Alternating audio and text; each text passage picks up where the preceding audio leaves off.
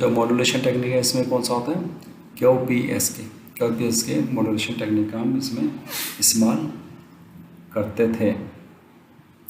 और जो service channel आपका जो ये आपका 3 चैनल होते थे आपके एनालॉग 0.3 से 12 किलोहर्ट्ज़ के, डिजिटल चैनल 4 होते थे इसमें।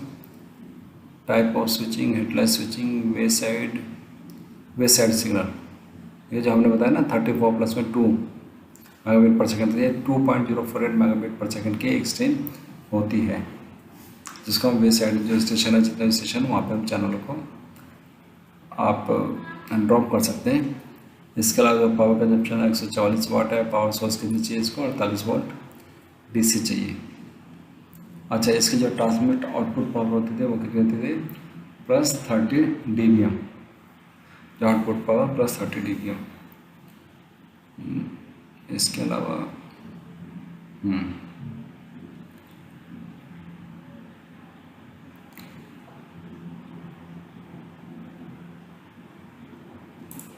आगे चलते हैं, देखते हैं क्या है।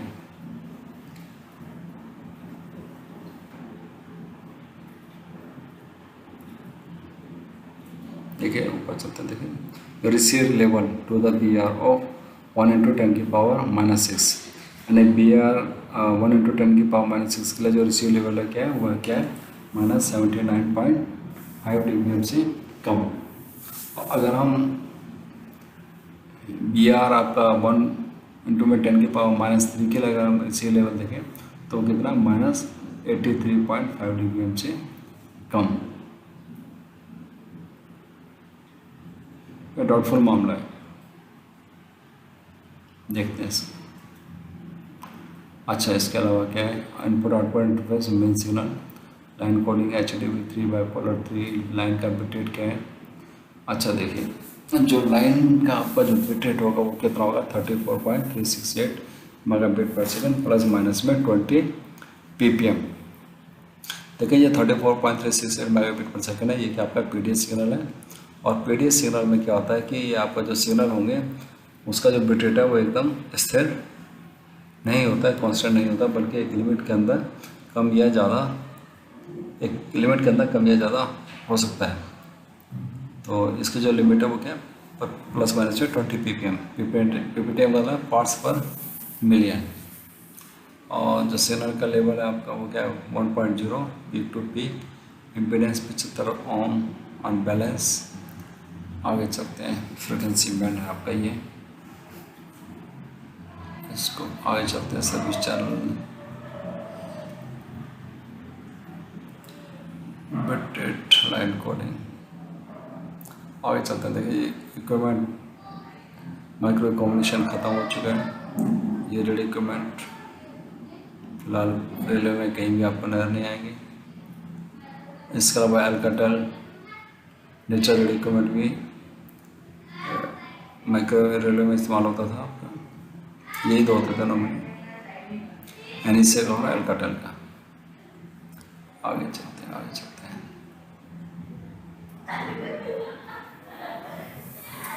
सामान्य विलक्षण। तो जो एल्काटेल का जो रिक्वायरमेंट था उसकी जो आउटपुट पावर होती थी वो कितने होते हैं, +27 dBm, यही कह लीजिए 500 मिलीवाट। जबकि जो एनईसी का था उसकी आउटपुट पावर कितनी होती थी, +30 dBm। अच्छा, इससे जो मॉड्यूलेशन इस्तेमाल होता था OQPSK होता था, ऑफसेट क्वाड्रेचर फेज शिफ्ट की प्रकार का मॉड्यूलेशन इस्तेमाल होता था। ये भी प्रकार का मॉड्यूलेशन है। अच्छा, थ्रेशोल्ड लेवल, इसमें जो देखेंगे आपका ये थ्रेशोल्ड लेवल कितना है, 1 × 10 की पावर -6 के लिए रिसीवर की जो अवलक्षण है वो क्या है, -79 dBm। और थ्रेशोल्ड लेवल आपका जो स्पीच के लिए या 1 × 10 की पावर -3 के लिए क्या आपका -83 dBm। नॉर्मली क्या है कि देखिए डिजिटल माइक्रो कम्युनिकेशन सिस्टम में जो आपका जो डाटा है उसका जो BER है, बिट रेट, वो 1 × 10 की पावर -6 से ज़्यादा नहीं होना चाहिए। इसका मतलब ये है कि अगर आप डाटा भेज रहे हो और आपने 10 लाख बिटें भेजी और अगर एक बिट ख़राब हो गई तो सिस्टम कहेगा ठीक है, ओके, बढ़िया है, कोई दिक्कत नहीं है, परफॉर्मेंस मेरी बढ़िया है।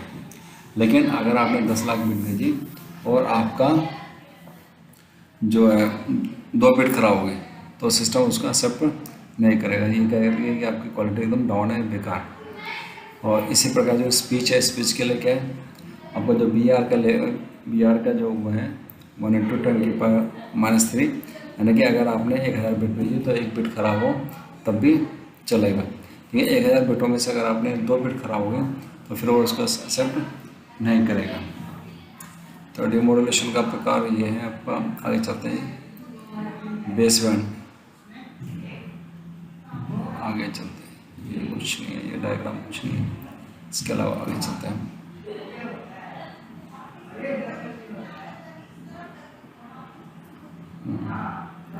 इसके अलावा देखिए, डिजिटल माइक्रोवेव में मेजरमेंट करने के लिए निम्न उपकरणों का प्रयोग होता है। नंबर 1, डिजिटल मल्टीमीटर का हम इस्तेमाल करते हैं। दूसरा power meter, frequency meter, spectrum analyser, signal generator और डिजिटल ट्रांसमिशन एनालाइजर एवं जिटर जनरेटर। इसके अलावा कैरियर ऑब्लिक नॉइस टेस्ट का भी हम इस्तेमाल करते थे। देखिए, देख लेते हैं एक बार डिजिटल माइक्रोवेव में मेजरमेंट के लिए नीचे दिया ट्रांसमीटर के आउटपुट पावर नापने के लिए हम क्या करेंगे,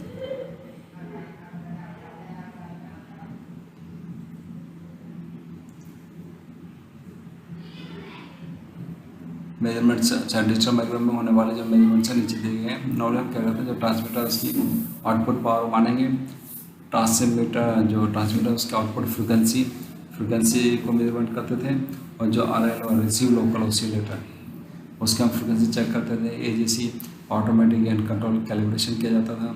एनालॉग सर्विस चैनल का जो डेविएशन है वो चेक किया जाता था। Carrier oblique noise versus BR measurement किया था। पावर सप्लाई मेजरमेंट किया जाती थी। ट्रांसमीटर की जो आउटपुट पावर है उसको नापते थे, किसके थ्रू नापते थे कि पावर डायरेक्शनल कपलर के थ्रू या RM मॉनिटर पोर्ट पर हम इसको नापते थे। देखिए, इसके अलावा ट्रांसमीटर के आउटपुट फ्रिक्वेंसी को नापते थे, RL और TLO जो भी है, ट्रांसमीटर और लोकल ऑसिलेटर ऑटोमेटिक गेन के लिए। और आपको इंटरेस्ट आप इसको पढ़ सकते हैं, लेकिन आई थिंक फिलहाल इसकी आपको ज़रूरत नहीं है। इसके बारे में जो BR है बस आपके काम का है, आपका ये BR है जिसका आगे भी इस्तेमाल होता है। डिजिटल कम्युनिकेशन सिस्टम जब तक रहेगा BR रहेगा आपका। देखिए, पढ़ लेते हैं हम। BR का पूरा नाम बिट रेट है। ये निश्चित समय में इम्पेयर्ड यानी खराब बिटों की संख्या भेजी गई बिटों की संख्या का अनुपात है। ये हम ऑलरेडी बता चुके हैं। डाटा सर्किट के लिए जो BR का लेवल है वो क्या, 1/10 के -3, इससे ज़्यादा लेवल BR नहीं होना चाहिए। स्पीच के लिए क्या, 1/10 की पावर -3। अगर हम आपसे पूछे कि BR किससे नापते हैं तो वह आपका क्या है, DT का पूरा नाम है डिजिटल ट्रांसमिशन एनालाइजर। कई ट्रेनिंग इसको डाटा ट्रांसमिशन एनालाइजर कहते हैं, लेकिन एक्चुअली इसका जो नाम है डिजिटल ट्रांसमिशन एनालाइजर का जो डिजिटल ट्रांसमिशन हो रहा है उसका एनालाइज करने के लिए या निम्न प्रकार से मापा जाता है। 2 मेगाबिट पर सेकेंड लेवल पे या 34 मेगाबिट पर सेकेंड लेवल पे।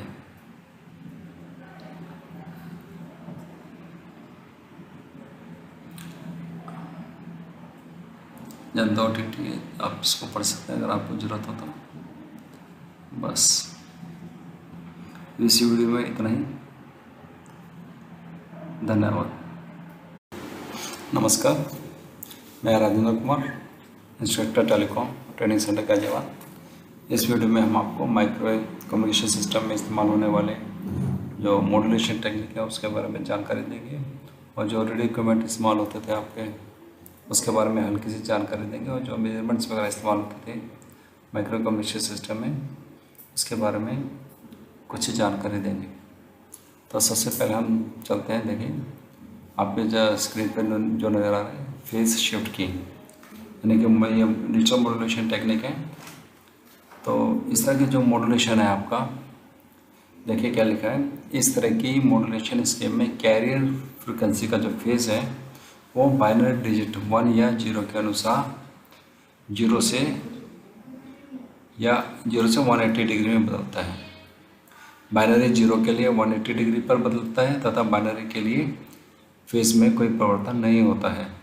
या ये कह लीजिए अगर 0 डिग्री, अगर 0 सिग्नल आता है, जीरो अगर आता है तो आपका जो कैरी सिग्नल है उसका जो फेस है वो कितना हो जाएगा 180 डिग्री। अगर 1 है तो जो आपका जो फेस होगा वो कितना हो जाएगा आपका 0 डिग्री। या इसे हम कहते हैं 2PSK या BPSK भी कहते हैं। BPS का मतलब बाइनरी फेज शिफ्ट की। बाइनरी का मतलब इसमें क्या होता है, आपके 2 फेज होते हैं, आपके 2 फेज होंगे। कौन कौन से 2 फेज होंगे, एक 0 डिग्री और एक आपका 180 डिग्री। जैसे कि इसमें दिया गया है कि अगर 0 डिग्री के लिए क्या आपका 0 सिग्नल आता है, आपका जो इन्फॉर्मेशन है जो अगर 0 आती है तो आपका जो फेज शिफ्ट होगा वो कितना होगा 180 डिग्री होगा। और अगर 1 आता है तो आपका जो फेज शिफ्ट होगा वो कितना होगा 0 डिग्री।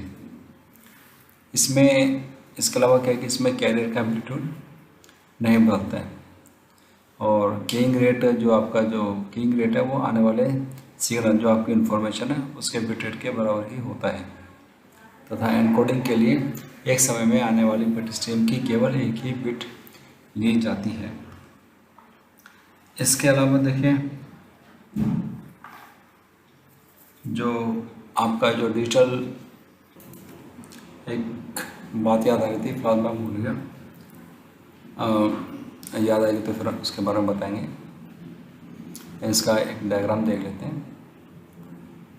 देखिए डायग्राम है, देखिए नॉर्मली क्या है कि मान लेते हैं कि आपका कैरी सिग्नल है, जैसे आपका 1 आएगा, मान लेते हैं कैरी सिग्नल चल रहा है तो 1 आएगा तो 1 से जैसे आपका ये 0 में शिफ्ट हुआ, 1 सिग्नल आ रहा है, अगर लेफ्ट मोस्ट देखें तो 1 के बाद क्या आ गया आपका 0 आ गया।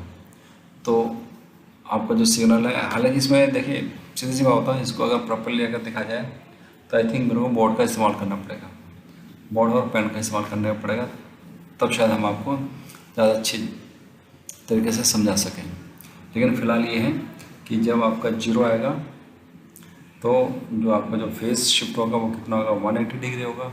और जब 1 आएगा तो फेज शिफ्ट क्या होगा 0 डिग्री।